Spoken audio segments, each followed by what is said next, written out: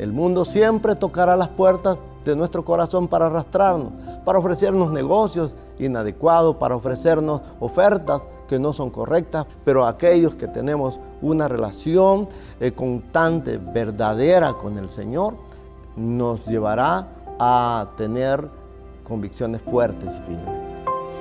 Qué hermosos son sobre los montes los pies del que trae buenas noticias, del que proclama la paz, del que anuncia buenas noticias, del que proclama la salvación, del que dice a Sión: tu Dios reina. La guía familiar.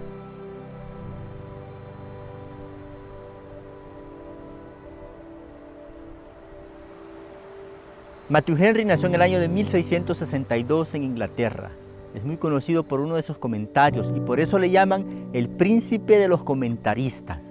Este hombre tuvo su conversión a los 11 años de edad y tuvo una educación muy rigurosa en teología y literatura. Fue llamado al pastorado cuando tenía los 25 años de edad y él, por supuesto, le gustaba estudiar las escrituras con las que preparaba sus sermones.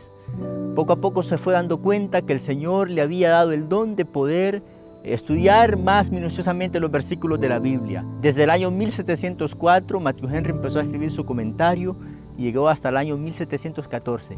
10 años, versículo a versículo, su comentario. No lo concluyó, llegó hasta el libro de los Hechos.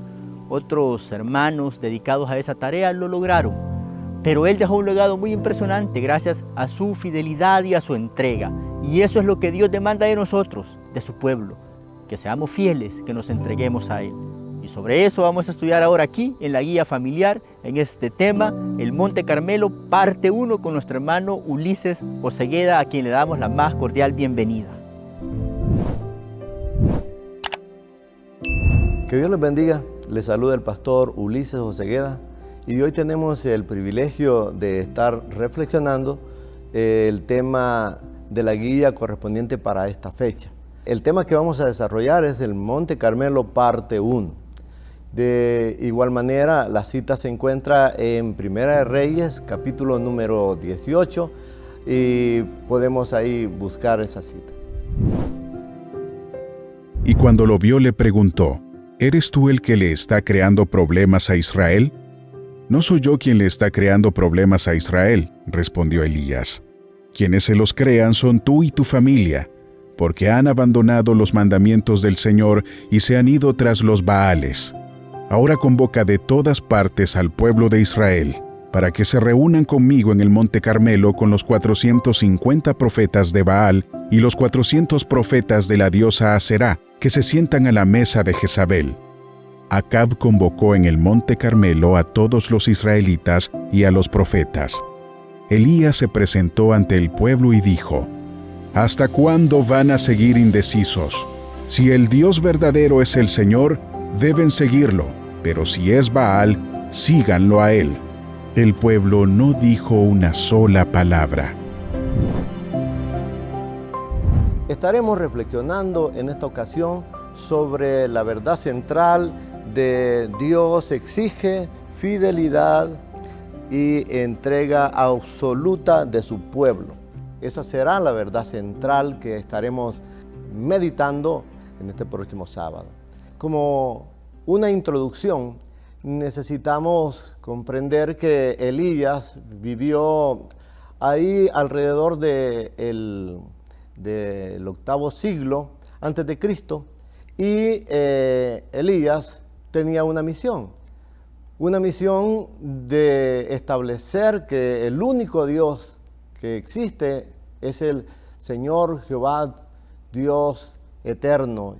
¿Por qué lo digo? Porque vamos a aclararle a las personas que en ese tiempo no iba a ser fácil establecer que el Señor era Dios, porque el pueblo se había prestado a la idolatría, habían hecho las cosas completamente opuestas a las que el Señor les enseñaba, partiendo de su gobernante.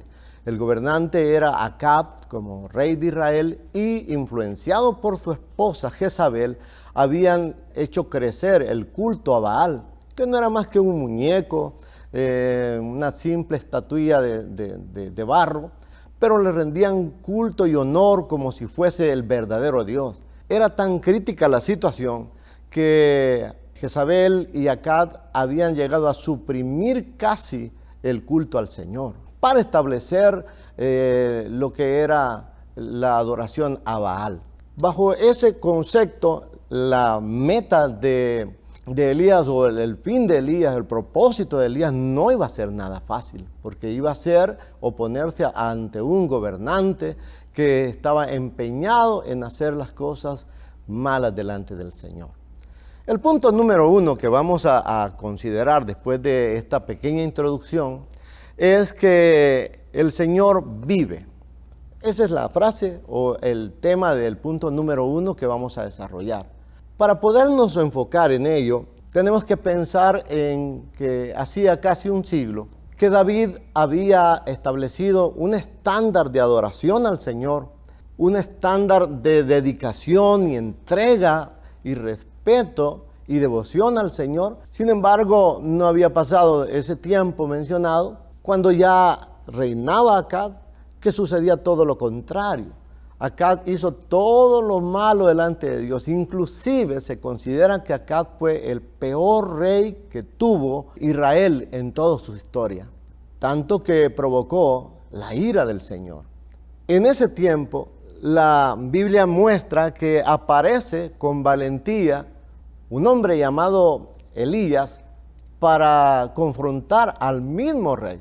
Para ello se requería realmente mucho valor y demostrar que él tenía las convicciones apropiadas, en el sentido de demostrarle al gobernante y al pueblo entero que se había dejado arrastrar a ese nivel de idolatría, con esa frase que hemos tomado: de cierto que el Señor vive, no habrá lluvia en toda la tierra. Esa fue la confrontación que se dio entre Elías y Acab. Aparentemente todo quedó así, pero esto no era otra cosa sino un juicio de parte del Señor. Era un castigo ante aquella actitud idolátrica que había desarrollado no solo el rey, no solo Jezabel, sino que también lo hacía todo el pueblo. En ese sentido, ahora ya Elías establece que había venido juicio sobre ellos, pero esto lo que buscaba era hacer que el corazón de este pueblo se volviera a su verdadero Dios. No obstante, con esta frase, Elías establece el criterio que ahora debía de considerarse. Continuamos entonces nuestro estudio en el segundo punto que vamos a tratar. El punto es asumir la responsabilidad. Dice la Biblia que Dios entonces ahora ordena a su profeta, después de dar esa declaración, que se esconda. Y los que han estudiado la Biblia saben de que lo envía al río de Kerit, donde ahí lo alimentan los cuervos. Y mientras él está escondido, la lluvia escasea, ya no llueve más sobre la tierra. Esto produce una sequía, los ríos comienzan a secarse, los cultivos comienzan a perderse. Todo en el pueblo, todo en el país se convertía en una crisis severa. Todo esto lo que hacía era ridiculizar a Baal, porque Baal era el dios de la fertilidad. Pero ahora el verdadero Dios está demostrando que Baal no era nada. Cuando esto acontecía, los gobernantes, comenzando con Acab y todos sus ministros, desarrollaron un enorme rencor o odio en contra de Elías y lo buscaban por todas partes, pero no lo pudieron encontrar. Lo cierto es que el tiempo pasaba hasta que se cumplió lo que el profeta había señalado. Y Dios, una vez más, le habla a su profeta que vaya y se encuentre con Acab. Cuando ellos se encuentran, dice que lo primero que hace Acab es reclamarle diciéndole: ¿eres tú el que turbas a Israel? A lo que Elías le contesta: no, tú eres el que turbas a Israel, tú y tu familia, al haberte alejado de la palabra del Señor. reúneme a todo el pueblo y a todos los 450 profetas de Baal y a los otros 400 profetas de la diosa Acera en el monte Carmelo. Y ahí declararemos, o ahí se demostrará quién es el verdadero Dios. Lo interesante de este pasaje es que uno puede ver que Acab no tenía conciencia de que él era el culpable de todo aquello que había venido sobre toda la nación y sobre la vida de ellos mismos. Eran sus actos los que estaban provocando esa crisis, esa prueba, ese castigo, digamos, pero él no lo entendía. Lo relevante del caso es que, a pesar que los siglos han pasado, lo mismo sucede hoy en día. Las personas somos tan inconscientes de que son nuestras acciones las que han traído sobre nuestra propia vida las desgracias y los fracasos, los castigos que en algún momento han venido o las consecuencias de nuestras acciones. Perdemos la conciencia. Acá le decía, tú eres, cuando en realidad era él el que estaba causando todo este mal sobre Israel. No obstante, desarrollemos el último punto de este estudio, que precisamente habla sobre un llamado a la definición.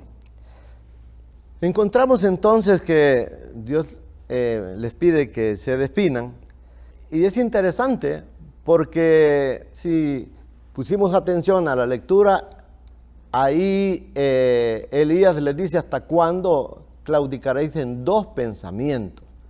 Si Jehová es Dios, servirle, y si Baal es Dios, vayan en pos de él. Es interesante porque el pueblo sabía quién era Dios. El pueblo sabía que esa misma tierra donde ellos habitaban, era Dios el que se las había dado.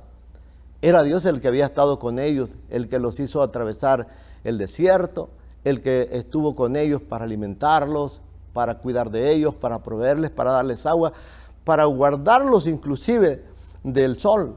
Sin embargo, no era que ellos no supieran cuál era el verdadero Dios, sino que las circunstancias que los envolvían era que los habían llevado a ir en pos de otros dioses.